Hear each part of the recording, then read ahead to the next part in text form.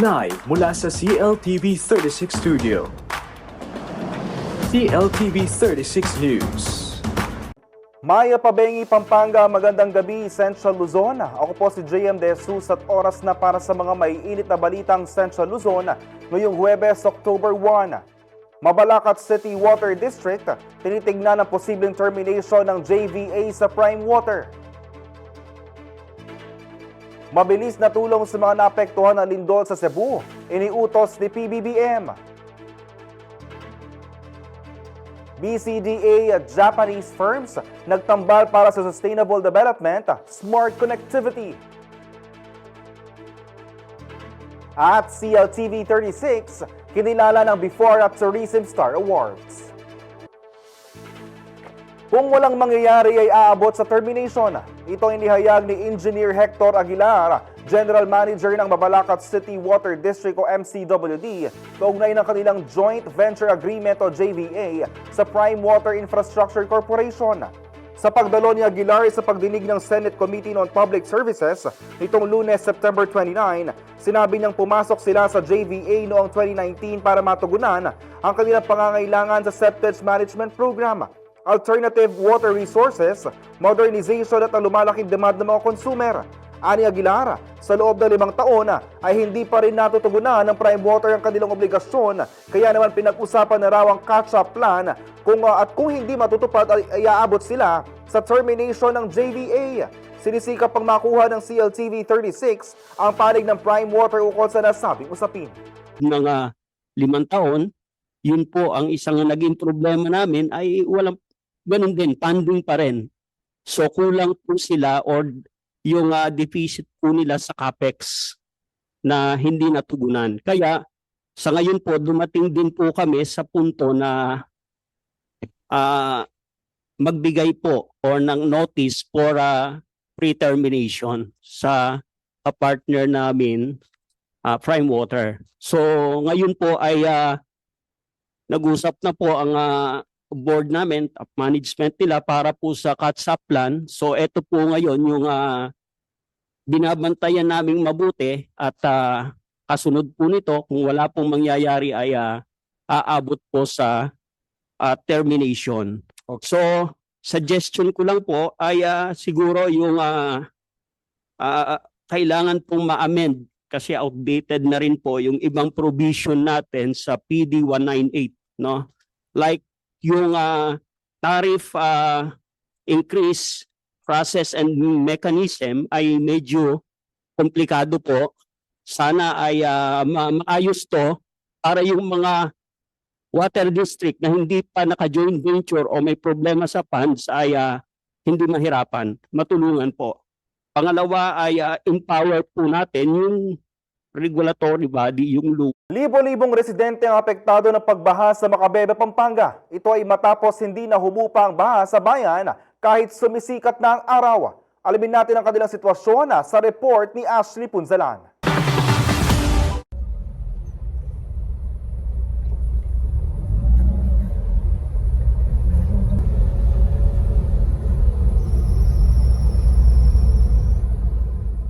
Nagmistulang ilog na ang mga kalsada, basketball court at ang malaking parte ng Macabebe, Pampanga.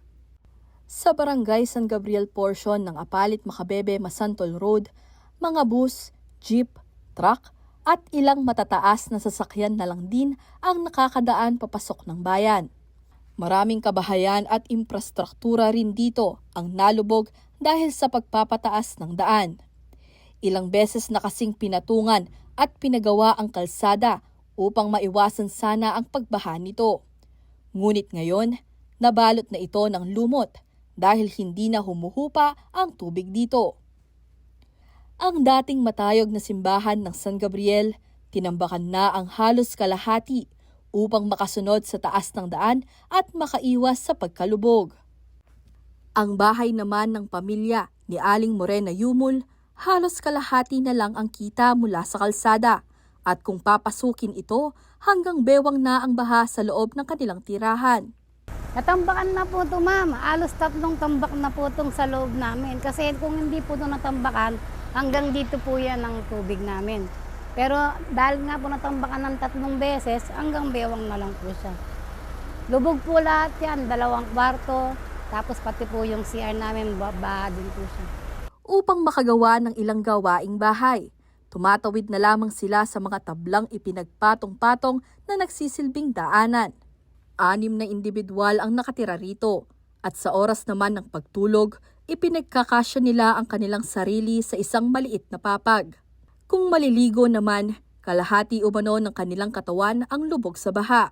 Bagamat mahirap at hindi sana dapat, nakasanayan na lamang umano nilang pagtiyagaan ang sitwasyon at mamuhay sa ganitong paraan. Kasama po ng realidad ng buhay natin talaga yung baha.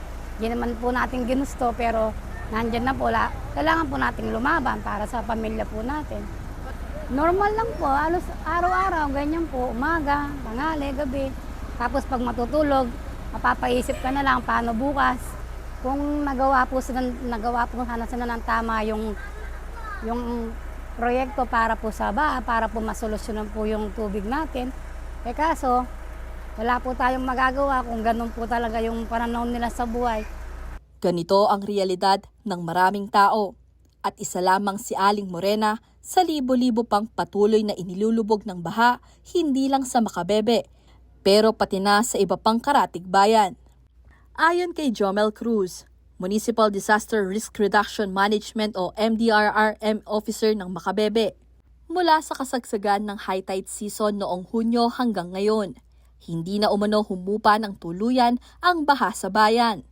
Sa pananalasa pa ng Super Typhoon Opong nitong nakaraang linggo, 19 out of 25 barangay o 16,193 na pamilya ang nananatiling apektado ng pagbaha.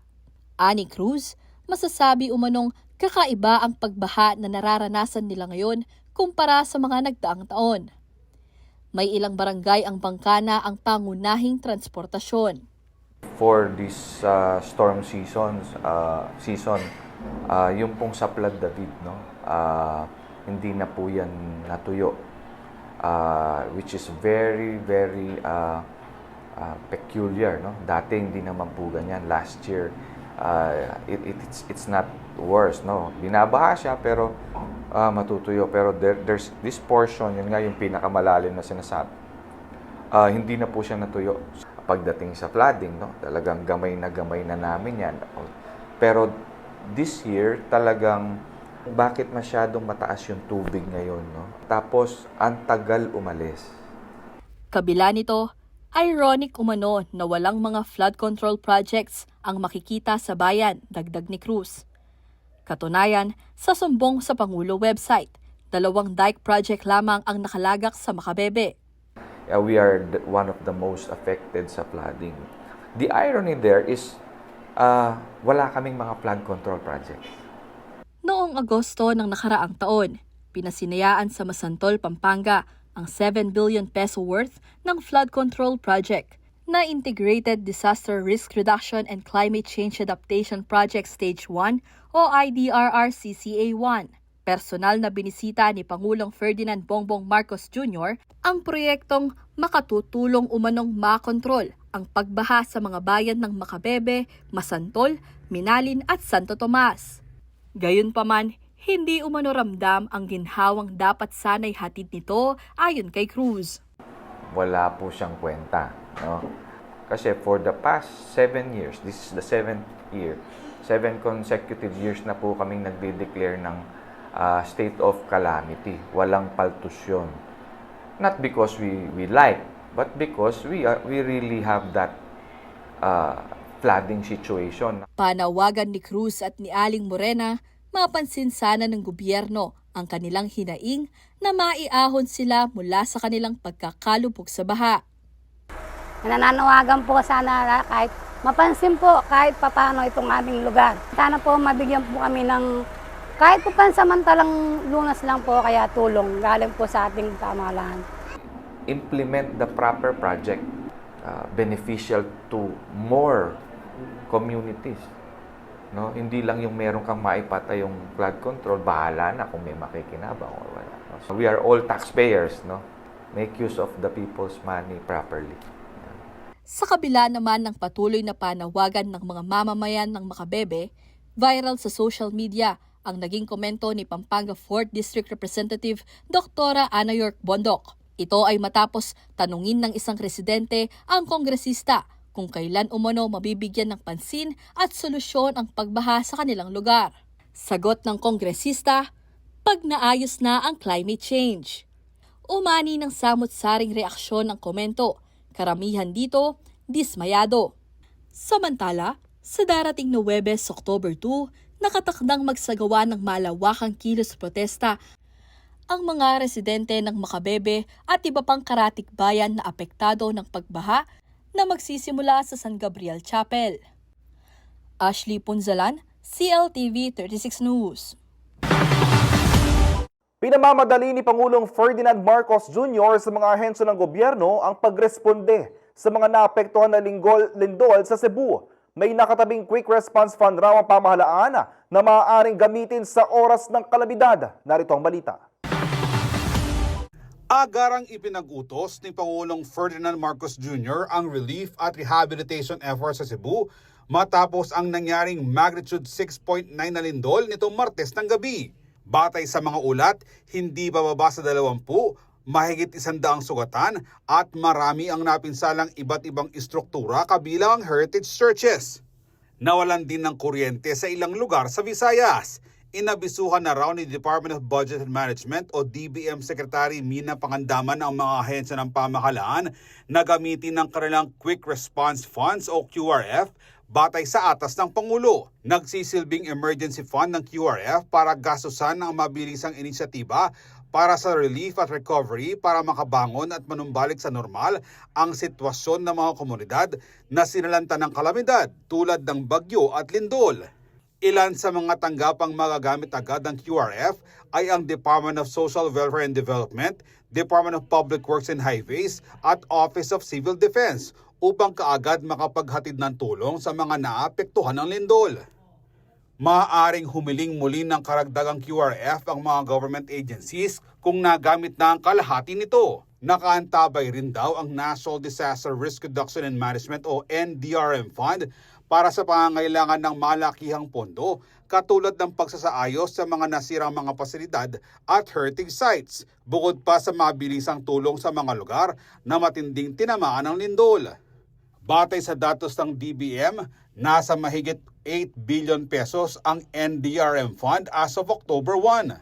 Samantala, itinaas ng Philippine Institute of Volcanology and Seismology o PHIVOLCS ang lakas ng pagyanig sa magnitude 6.9 mula sa naunang magnitude 6.7 kung saan naitala ang epicenter nito 21 kilometers hilagang kanluran ng Bogo City, Cebu. Umaabot na sa mahigit 379 aftershocks ang naitala matapos ang nangyari lindol na may lakas mula magnitude 1.4 hanggang magnitude 4.8.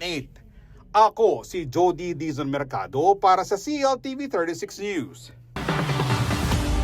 30 araw pa idadagdag sa pinapatupad na rice import ban upang matulungang makabawi ang mga magsasaka na naapektuhan ng habagat at mga bagyo. Narito ang balita.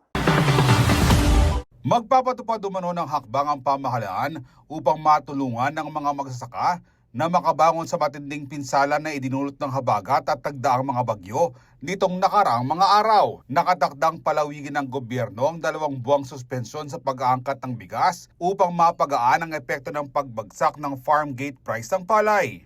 Ayon sa Department of Agriculture o DA, pahabain pa ng hindi bababa sa 30 araw o 1 buwan ang rice import ban na sinimula noong unang araw ng Setyembre ng taong ito.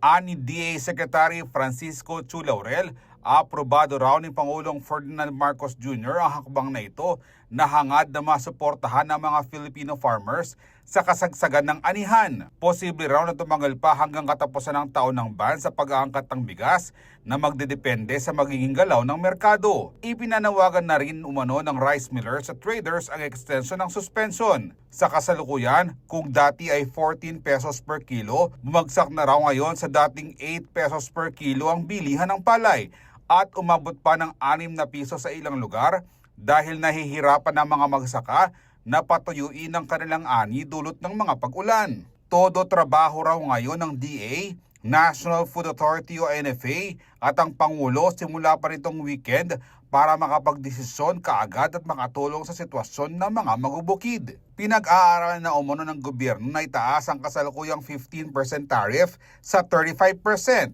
bago ito ibinaba sa bisa ng Executive Order No. 62 na ipinatupad noong Hulyo ng nakarang taon.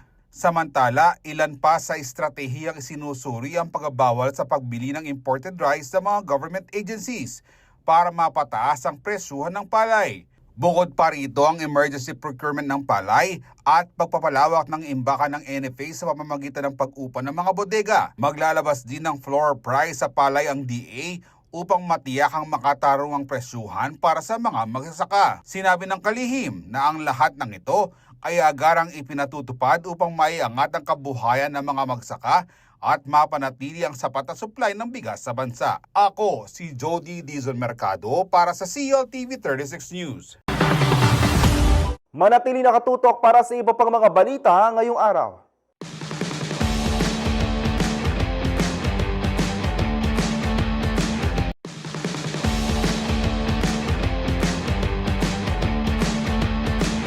Nagbabalik ang CLTV 36 News.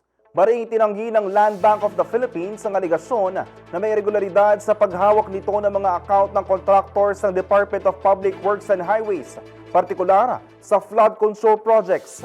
Ayon sa Land Bank, isinagawa ang lahat ng transaksyon na linsunod sa umiiral na banking laws at may mahigpit na pagsunod sa mga mandato ng pamahalaan at oversight agencies. Binigyan diin na naturang bangko na ang pondo ay nagbula sa Department of Budget and Management at ilabas sa ilalim ng General Appropriations Act bago pinamahagi ng DPWH sa mga kontraktor. Dagdag pa rito, tiniyak din ng Land Bank na nasunod ng I Know Your Client protocols, risk management procedures at documentation requirements, habang lahat ng cash withdrawals na lampas 500,000 pesos ay otomatikong iniulat sa Anti-Money Laundering Council o AMLC. Iginiit din ng bangko na walang batayan sa ilalim ng batas upang pigilan ang paglabas ng pondo. Ngunit handa umano sila makipagtulungan sa anumang investigasyon ng mga otoridad. Matatanda ang kinwestiyon ni Senator Kiko Pangilinan sa pagdinig ng Senate Blue Ribbon Committee ang ginawang pag-withdraw ni Sally Santos ng SYMS Construction ng halagang 400 million pesos na cash na siyang pinanghihinalang na gamit sa manumalyang flood control projects.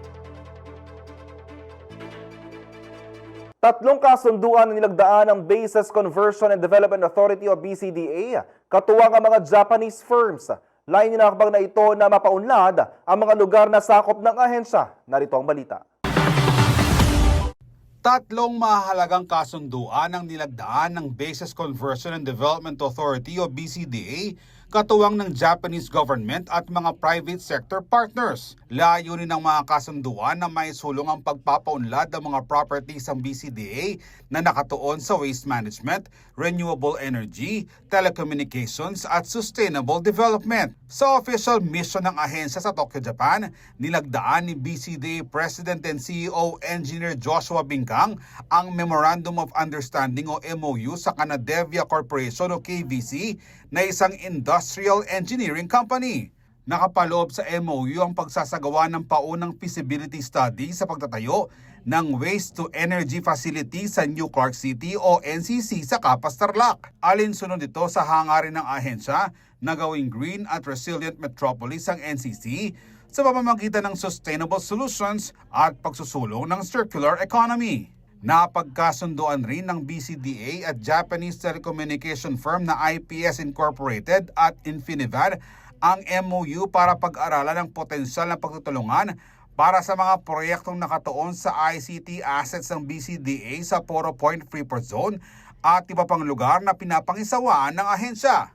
Malaki raw ang magiging kontribusyon nito sa implementasyon ng Luzon Bypass Infrastructure Program sa pagtitiyak ng high-speed internet connectivity sa mga lokal na komunidad na pakikinabangan ng mga Pilipino. Nakipag-partner rin ang BCDA sa Japan Bank for International Cooperation o JBIC para sa pagpapaunlad at promosyon ng mga proyekto ng government corporation hinggil sa energy transition at sa environment at social sustainability. Palalakasin raw ng MOU ang relasyon ng BCDA sa business community sa Japan at ang partisipasyon ng mga ito sa green at sustainable initiatives ng ahensya.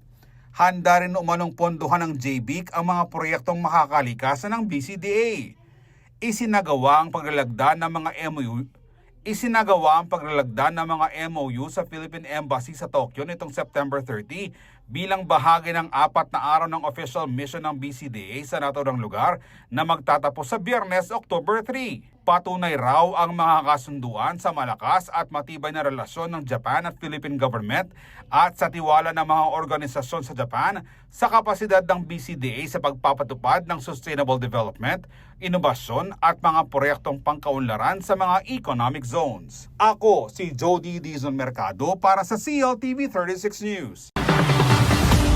Hinilang ang Clark bilang top investment hub sa rehiyon ng Department of Economy, Planning and Development o DepDev sa nakaraang Philippine Economic Briefing sa Clark. Resulta ito ng maraming investors na pumapasok at nagtitiwala sa kontribusyon ng Freeport Zone sa pagnenegosyo. Narito ang balita.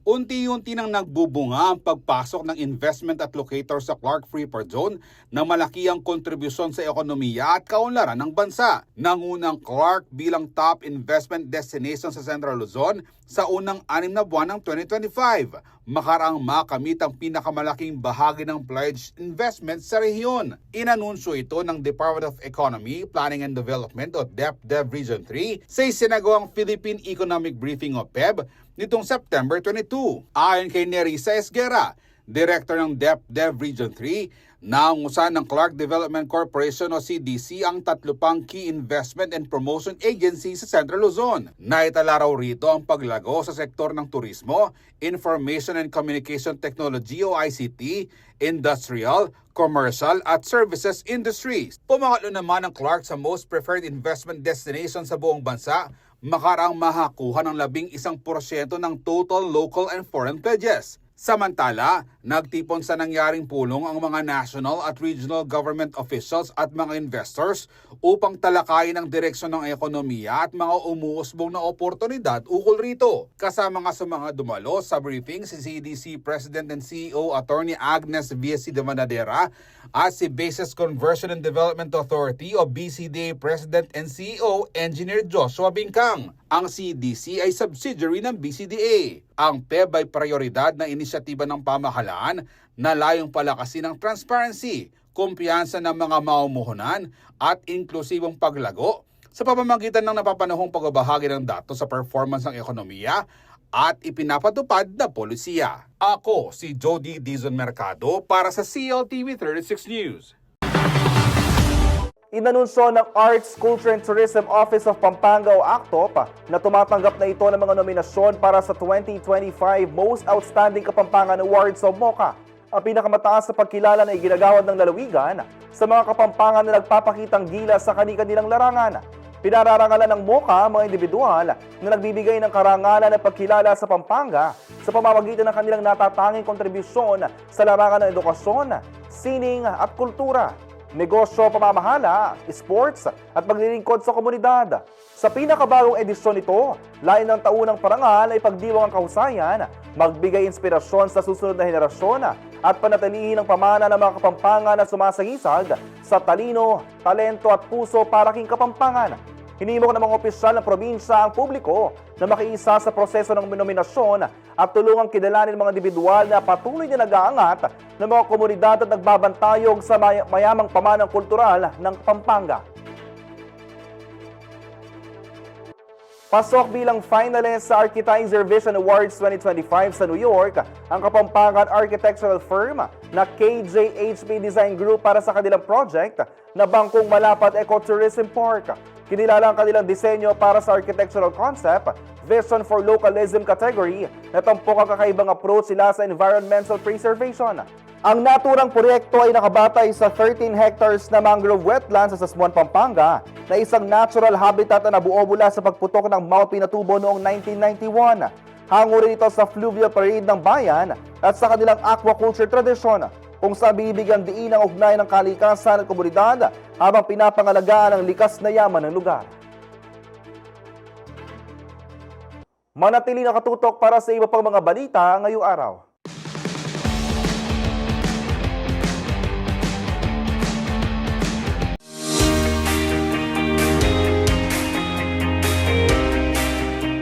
Nagbabala si Senator Bam Aquino sa nakaambang 3.29 billion pesos na kakulangan sa pondo ng mga state universities and colleges o SUCs pagsapit ng 2026. Giit niya, dapat ilaan sa edukasyon ng mga pondong nasasayang dahil sa katiwalian sa mga flood control project. Lumabas ang panawagang ito matapos mabunyag sa budget hearing ng Senate Committee on Finance noong September 27 ang kakulangan sa pondo ng SUCs. Sinabi na po namin itong flood control, kung tatanggalin natin, dapat pupunta sa edukasyon. And rest assured po, hindi lang po yun sa basic education. Even though I am the chairman of basic education, we will make sure that support goes to basic and higher education. Ayon sa Philippine Association of State Universities and Colleges, ang kasalukuyang bilang na 1.97 na milyong estudyante sa SUCs ay madaragdagan pa ng 300,000 sa 2026. Giit ni Aquino, hindi sapat ang pondong inilaan ng Department of Budget and Management o DBM para tugunan ang pagdagsa ng mga estudyante. Lumitaw din sa budget hearing na may 12.3 billion pesos na pondo para sa SUCs na hindi naibigay mula 2022 hanggang 2025. We will move to restore the budgets na natanggal noong 2025. Alam ko po yung tertiary education subsidy na nakat po yan in 2025. We will move to restore that. Apart from supporting the SUCs with the deficiency, apart from the request for more support for capital outlay, MOE, and personal services. Batay sa pagsusuri ng Department of Finance, nalugi ang ekonomiya ng Pilipinas ng 42.3 billion hanggang 118.5 billion pesos mula 2023 hanggang 2025 dahil sa mga ghost flood control project. Kaya naman, binigyang diin ng mambabatas na hindi na dapat pagtalunan pa ang pagbibigay prioridad sa kinabukasan ng mga estudyante. Napakarami pong nakabantay sa edukasyon sa Senadong ito. The first time na bring up natin na yung flood control ilipat na lang sa edukasyon, wala pong tumutol. Wala pong tumutol po dito. So we will do our best to make sure it's funded. We will do our best. But tulungan nyo rin po kami. We need the right data to make the right decisions. Aniya, dapat gamitin ang pondong umano'y nawawaldas sa mga maanomalyang proyekto para tuluyang mapunan ang budget gap ng mga SUCs at matiyak ang kalidad ng edukasyon ng milyon-milyong estudyante. Angelica Cara, CLTV 36 News.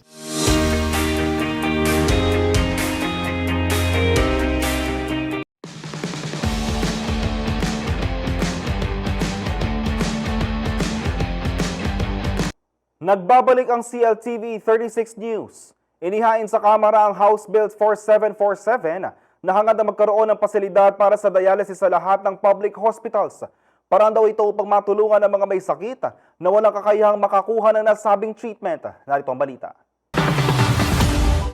Isinusulong ngayon sa Kongreso ang panukalang batas na layong pakinabangan ng mga Pilipinong may sakit at nangangailangan dumaan sa dialysis. Inihain itong September 23 sa mababang kapulungan ni Pampanga 1st District Representative Carmelo Pogi Lazatin Jr. ang House Bill number 4747.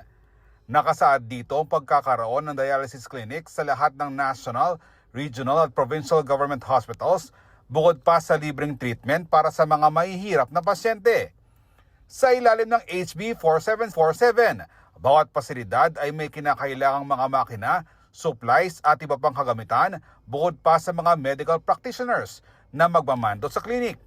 Sa panukalang ito, wala raw bayad ang dialysis treatments para sa lahat ng indigent at mga pasyenteng walang insurance.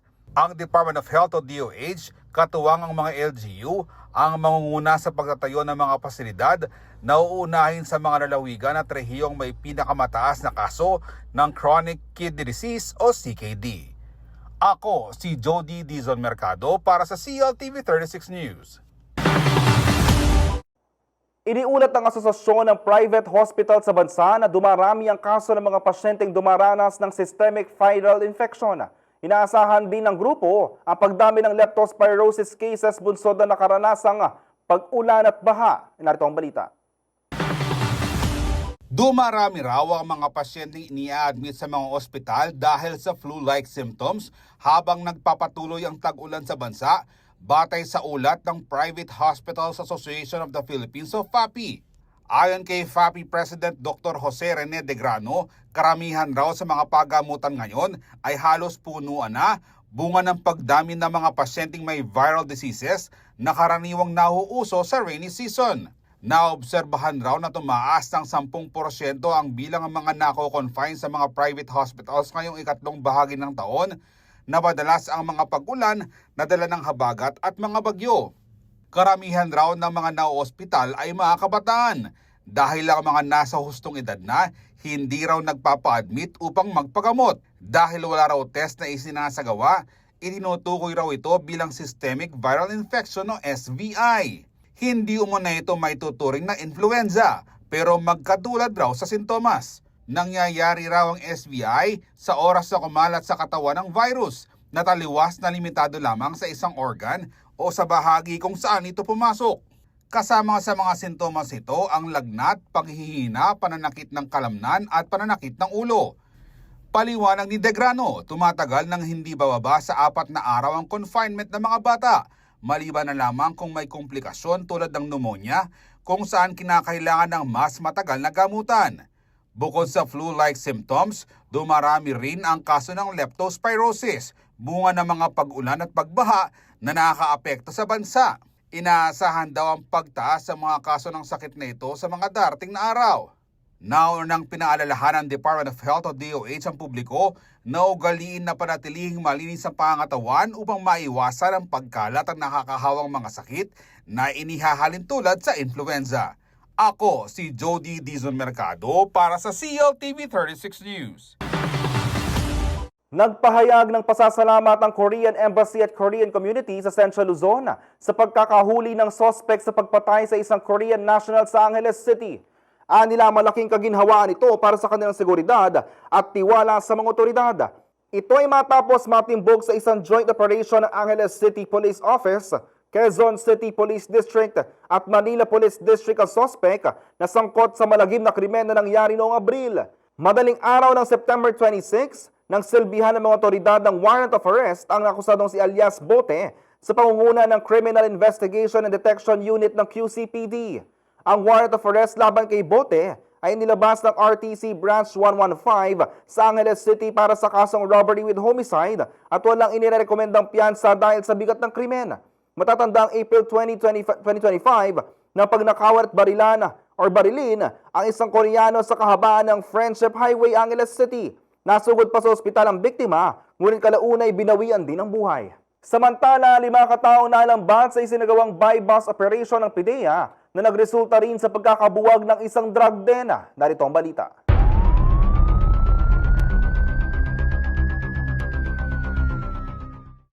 Limang drug suspects ang nadakip matapos sa malansag ang isang drug den ng Philippine Drug Enforcement Agency o PIDEA sa Cabanatuan City, Nueva Ecija nitong Martes, September 30. Ang buy-bust operation ay isinagawa ng PIDEA Nueva Ecija Provincial Office at Nueva Ecija Police Provincial Office Drug Enforcement Group sa Barangay Tinio kung saan winasak ang isang makeshift drug den. Nalambat ang mga salarin na kinilalang sina alias Lando, 43 taong gulang, alias Ella, 52 taong gulang, alias Neo, 60 taong gulang, alias Ben, 35 taong gulang, at alias Rom, 34 taong gulang. Nasamsam sa mga drug suspect ang 9 na gramong hinihinalang shabu na nagkakahalaga ng 61,200 piso, mga paraphernalia at ang ginamit na marked money. Ang nakumpuskang iligal na droga ay isa sa ilalim sa pagsusuri sa laboratorio ng PIDEA Region 3 sa City of San Fernando, Pampanga, habang sasampahan ng kaso sa paglabag sa RA 9165 o Comprehensive Dangerous Drugs Act of 2002 ang mga naarestong mga suspect. Ako si Jody Dizon Mercado para sa CLTV 36 News.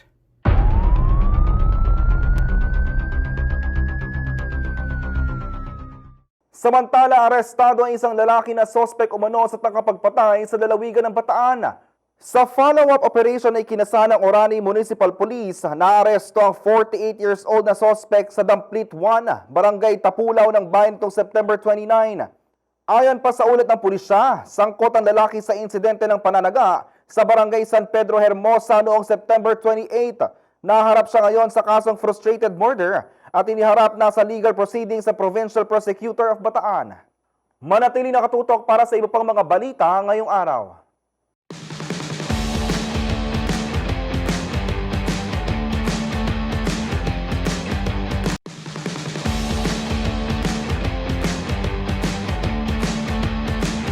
Nagbabalik ang CLTV 36 News. Sa pagtatapos ng 62nd Fish Conservation Week at Maritime Archipelagic Nation Awareness Month, kinilala ng Bureau of Fisheries and Aquatic Resources Region 3 ang mga individual at organisasyong may natatanging ambag sa pangangalaga ng yamang dagat. Kabilang sa pinarangalan ang CLTV 36 bilang aktibong media partner sa pagpapalawak ng kalaman para sa mas masaganang pangisdaan. Ang buong detalye sa report ni Ashley Punzalan. Masayang nagsama-sama ang mga kawani, partner organizations at iba pang stakeholders na naging kabalikat ng Bureau of Fisheries and Aquatic Resources o BIFAR Region 3 sa pagkamit ng kanilang layunin para sa mas masaganang pangisdaan. Nitong Martes, September 30, binigyang pagkilala ang kanilang natatanging kontribusyon sa Gawad Pagkilala 2025 na ginanap sa Clark, Pampanga. Parte ito ng month-long celebration ng 62nd Fish Conservation Week na kasabay rin ng Maritime Archipelagic Nation Awareness Month o MANAMO ng BIFAR Central Luzon. Ayon kay Wilfredo Cruz, Regional Director ng BIFAR, naniniwala sila na hindi makakamit ang layunin at advokasya ng ahensya kung wala ang suporta ng iba't ibang stakeholders. Padaman natin sa ating mga partners na importante sila sa BIFAR at kinikilala ng BIFAR na hindi ma-implement yung mga programa kung wala sila. Implement ng programa ay talagang holistic, so hindi pwedeng kanya-kanya. Bagamat may kanya-kanya tayong ginagalawan, pero iisa ang direksyon. So yun ang mahalaga doon. Dumalo sa pagtitipon ang ilang mga provincial at municipal agricultural offices mula sa 7 probinsya ng Central Luzon na nagkaroon ng malaking papel sa sektor ng pangisdaan sa kani-kanilang lugar. Gayon din ang ilang mga negosyante at organisasyong patuloy ang pakikiisa sa hangaring maghatid ng mas maginhawang bukas, lalo na para sa mga mangingisda. Kabilang ang CLTV 36 sa mga pinarangalan sa pagtitipon. Naging kaagapay ng BIFAR ang CLTV 36 sa aktibong paghahatid ng mga mahahalagang impormasyong sumusuporta sa mga aktibidad, programa at adhikain ng ahensya para sa mga mangingisda at iba pang katuwang ng sektor sa buong rehiyon. Nagpasalamat naman sina Mark William Canlas, TV Operations Head ng CLTV 36 at Ninya Carla Vitug, Vice President Deputy Head ng RBC Media Group at Operations Head ng RW 95.1 FM para sa pagkilala. Maraming salamat po sa BIFAR Region 3 sa pagkilalang iginawad sa CLTV 36. Bilang media partner, katuwang niyo po ang CLTV 36 sa pagbibigay boses sa ating mga magsasaka at mangingisda. Makakaasa po kayo na patuloy naming ihahatid ang serbisyo at proyektong hatid ng BIFAR sa mga mamamayan at sa pangangalaga nito sa yamang dagat at agrikultura. Mahalaga po ang papel ng media dahil tayo po ang tulay para maiparating sa publiko ang mga programa at layunin ng BIFAR at iba pang ahensya, lalo na sa mga komunidad na direktang nakikinabang po dito. Kabilang sa mga inihatid na kwento ng CLTV 36 ay patungkol sa responsableng pangisda, marine conservation at ang pagtutok sa mga programa ng BIFAR kagaya ng Philippine Fisheries and Coastal Resiliency o ang Fishcore Project. Kaugnay nito, patuloy naman ang pagpapasalamat ng BIFAR 3 sa walang sawang suporta at kontribusyon ng lahat ng naparangalan. Bukas din umano ang kanilang ahensya para sa mga suhestyon at iba pang opinyon na maaari pang makapagpalago sa sektor ng pangisdaan. So nagpapasalamat po ang BIFAR sa inyo at sana po ay tuloy-tuloy lang tayo. At ang inyong lingkod naman bilang Director ng BIFAR Region 3 ay open naman tayo kung ano man yung mga pwede nating pagsamahan para lalo nating mapaangat ang sektor ng pangisdaan. Samantala, Inanunsyo rin sa Gawad Pagkilala ang mga mag-aaral na nagwagi sa on-the-spot poster making contest, kung saan matagumpay na nakamit ng 2 mag-aaral sa Central Luzon State University ang first at second place, habang third place naman ang kinatawan ng Bataan Peninsula State University. Ashley Punzalan, CLTV 36 News. Kabilang sa mga pinarangalan sa 2025 Tourism Star Awards ng lungsod ng San Fernando, Pampanga, ang CLTV 36, Microtel by Wyndham Pampanga at Laos Group Event Center. Bunso dito ng ating natatanging kontribusyon sa pagpapaunlad ng turismo at serbisyo publiko. Naritong report. Kinilala ng Siyudad San Fernando, Pampanga ang 3 kumpanya sa ilalim ng Laos Group of Companies o LGC para sa kanilang natatanging kontribusyon sa pagpapaunlad ng tourism sector sa lungsod. Pinarangalan sa ginanap na Tourism Star Awards sa Heroes Hall nitong Martes, September 30, ang CLTV 36, Microtel by Wyndham Pampanga at Laos Group Event Center. Kabilang ang 3 sa mahigit 170 tourism stakeholders na nakatanggap ng iconic Parol-inspired trophy bilang pagkilala sa malaking ambag sa industriya ng turismo. Liban dito, humakot ng 3 tropeyo ang Microtel by Wyndham Pampanga mula sa iba't ibang kategorya. Ang Child Safe Tourism Establishments, Tourism Statistic Excellence Award at Pamamugeng Fernandino Champions bilang pagkilala sa kausayang ambag sa larangan ng hospitality at pakikipagtulungan sa mga katuwang sa industriya. Ginawara naman ang Laos Group Event Center ng Tourism Statistics Excellence Award at recognition bilang DOT Accredited Tourism-related establishment. The Tourism Star Awards shine a spotlight on establishments that raise the bar in tourism and proudly champion the city's programs. That's why this recognition feels so special. It tells us we're on the right track, delivering top-notch venues and services while helping boost the city's vibrant tourism scene. This is a shared win for all of us, no? Particularly sa team natin, and not only for the LGEC team, no? Nagkaroon din ng award yung ating Microtel, no? So it's really good, no, na hindi lang yung team natin sa LGEC but the rest of the team, and this will definitely inspire us to strengthen our relationship together with our business partners, yung mga suppliers natin, yung ating mga customers, and at the same time the city government, of course, no, kasi partner din natin yan. Binigyang diin naman ni William Canlas, TV Operations Head ng CLTV 36 at Nina Carla o DJ Tyra Bitug, RBC Media Group Vice President at Deputy Head, ang layunin at tungkulin ng organisasyon matapos matamo ang pagkilala bilang masugid na media partner organization. Ang CLTV 36 ay matagal ng media partner ng local government. Tayo ay nagiging daluyan upang malaman ng mga tao, especially mga Kapampangans here and abroad, and even people outside of the region, about the colorful and wonderful traditions na meron sa San Fernando, Pampanga.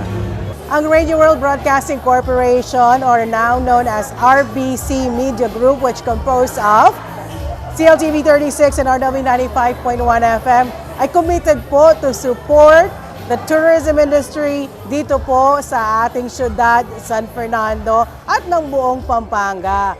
Asahan po ninyo na kami po ay patuloy na susuporta po sa mga proyekto na makakatulong po dito sa ating syudad, lalo na that would help uplift the lives of our ka-Fernandinos. Mas na-inspire kami pag nagkakaroon ng mga ganito, no? So maraming salamat, and we really look forward to having more of this awards and recognitions in the future. Bilang pagtatapos, ipinaabot ni Mayor Vilma B. Kaluwag ang kanyang taus-pusong pasasalamat sa mga nagsikap at nag-ambag upang patuloy na itaguyod ang San Fernando bilang Christmas capital of the Philippines at home of the Giant Lanterns. Napapanatili natin ang brand natin bilang Christmas capital at home of the Giant Lanterns, habang kabilaan din ang mga parangal na natatanggap mula sa 3 awards ng Region 3 Philippine Tourism Awards sa national level at World Travel Awards naman sa international level. Rainiela Tugay, CLTV 36 News. Isang eleganteng SUV ang handang humarurot sa local roads, ang Mazda CX-8. Kilala sa premium styling, comfort features at 7-seater versatility, ito ang bagong pamantayan sa mid-size SUV segment.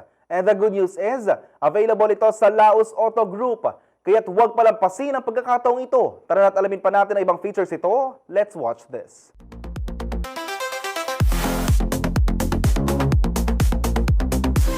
I'm Hermie Intal. Bali ako yung sales manager dito sa Mazda Pampanga.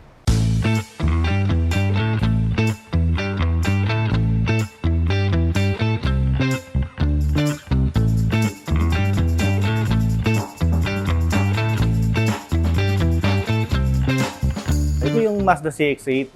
Bali ito yung SUV type namin na unit. So, dalawang klase yung Mazda CX-8. Meron tayong front-wheel drive signature and all-wheel drive exclusive. So yung engine niya nasa 2.5 liter engine with 187 horsepower and 252 torque. Bali yung special features niya, yung i-stop. So yung i-stop very sa fuel efficiency.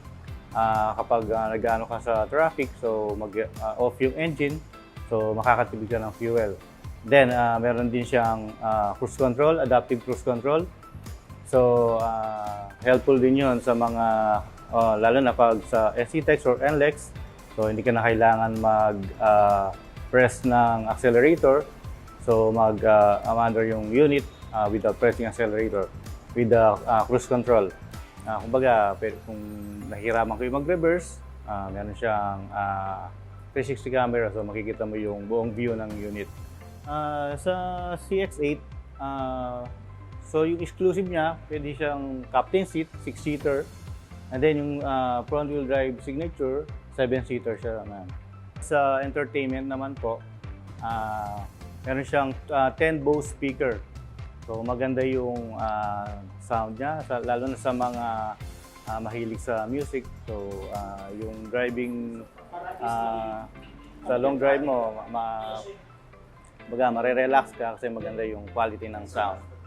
And then sa infotainment naman niya, meron siyang Apple CarPlay and Android Auto. Pwede kayo mag-connect ng cellphone nyo. So if may Waze kayo or Google, so makikita mo na sa screen, mas malaki and mas clear yung navigation mo. Meron din siyang auto hold and electronic na po yung parking brake niya. So, very high-tech na si CX-8. And then, sa fuel efficiency naman, nasa 12 to 14 km per liter yung fuel consumption ni CX-8. So, as for the SUV, fuel efficient na yon. Pwede naman siya for family use or pwede rin po siya sa business use. Kasi most of our clients, businessman. So, CX-8 din yung madalas na kinuha nila. For family naman yan, 7-seater siya or 6-seater. Marami siyang may sasakay. Safety features, meron siyang 6 airbags. And then, meron siyang mga lane departure warning. Lane departure warning kapag naano ka sa lane mo, so i-warning ka niya para makabalik ka sa lane mo. Or meron din siyang lane keep assist para at least meron kang guide kapag inaantok ka, medyo i-warning ka rin ng steering wheel. For the two variants po, yung front-wheel drive signature, nasa 2.390 siya, yung amount niya, price niya. And then yung sa all-wheel drive exclusive, nasa 2,530,000 naman. Both meron siyang 150,000 discount. So, yun, makaka-discount ka for cash or bank PO. For the inclusion, yun yung pinakamagandang tanong mo, ma'am. For Mazda, nag-offer kami ng 5 years free PMS. As in, free po lahat yun, oil, parts, and labor. Wala pong gagastusin si client. In 5 years, papaservice lang po siya, papa-PMS lang po for free. And then, sa inclusion din po, meron kayong pinamimigay na free Uber Optic tint, essential. And then, free fuel, Mazda mags, umbrellas, keychain, mattings, and yung mga standard po natin na inclusion, freebies po. Allows cares, yung free roadside assistance natin, and yung other privileges like kapag halimbawa nasiraan ka, ayan, itutungan nila for free. And then kung kailangan mo ng hotel accommodation, then pwede kayong mag-ano ng assistance, call lang dun sa hotline na ibibigay, sa card na ibibigay sa client. Pwede silang mag-visit dito sa Mazda Pampanga, located dito sa Jose Abad Santos Avenue. Beside lang kami ng Fortune Restaurant dito sa may San Fernando, or pwede rin silang mag-visit sa Mazda Pampanga page. Pwede nyo kaming kontakin sa 0918-854-2711.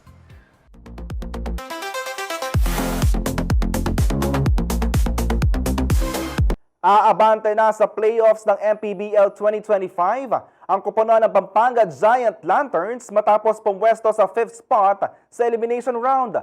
Alamin kung sino-sinong teams papasok din sa susunod na round ng torneo sa report na ito.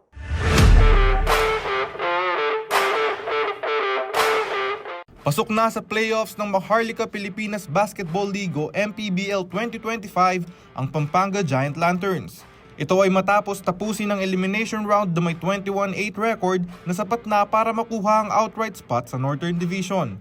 Nagtapos sa tuktok ng standings ang Abra Weavers na may 28-1 kartada. Kasunod na ang Nueva Ecija Rice Vanguards na may 27-2 record at San Juan Knights na may 26-3 win-loss record.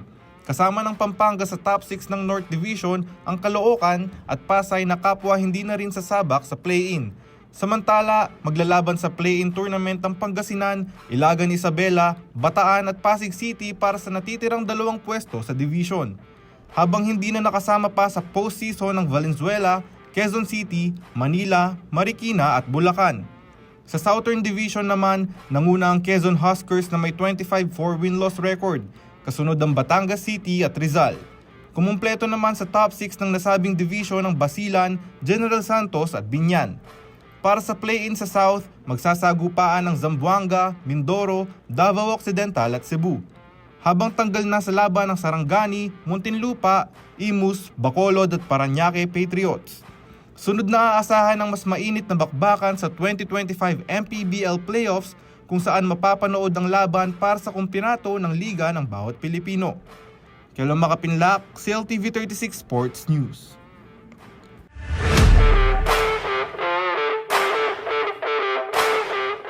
Wagi sa katatapos lamang ng Mr. International 2025 na ginanap sa Bangkok, Thailand, ang Filipino-German na si Kirk Bondad. Panoorin natin ang ilang eksena sa kanyang tagumpay sa entertainment news ni Danica or KK Gino.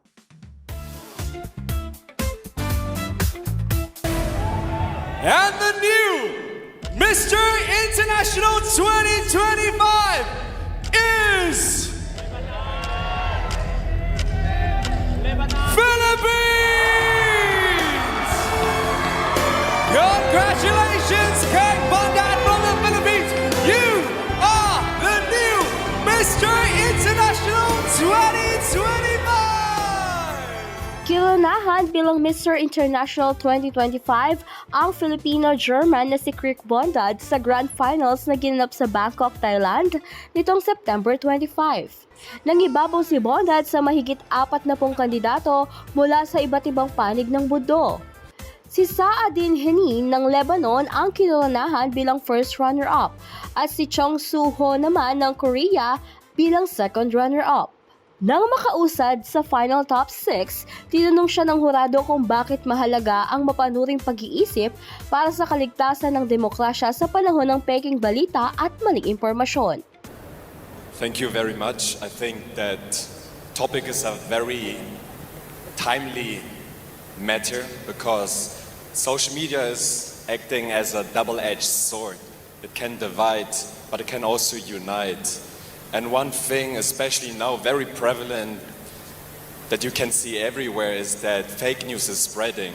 And I think critical thinking gives us the ability to see what truly matters. Because in the end of the day, every step counts. And if we can work together as humanity, we can progress in this world and we can move forward with peace and progress. Thank you. Natuwa at na-impress naman ang mga hurado kaya naman nakapasok siya sa top 3 kung saan tinanong siya kung anong social o political na issue ang itutuon niya kung iimbitahang magsalita sa United Nations. Sa preliminaries, nakapasok si Bondad sa top 3 ng Mr. International People's Choice Contest at ipinakita rin niya ang isang pambansang kasuotan na nagpupugay sa Pearl of the Orient Seas. Bago pa ang bagong titulong ito, kinatawanan na niya ang Pilipinas sa Mr. World 2024 kung saan siya ay napabilang sa top 20. Ito ang ikalawang korona ng Pilipinas sa nasabing pageant matapos ni Neil Perez noong 2014. At yan po ang ating entertainment news. Ako po si Danny Cagino, CLTV 36 News.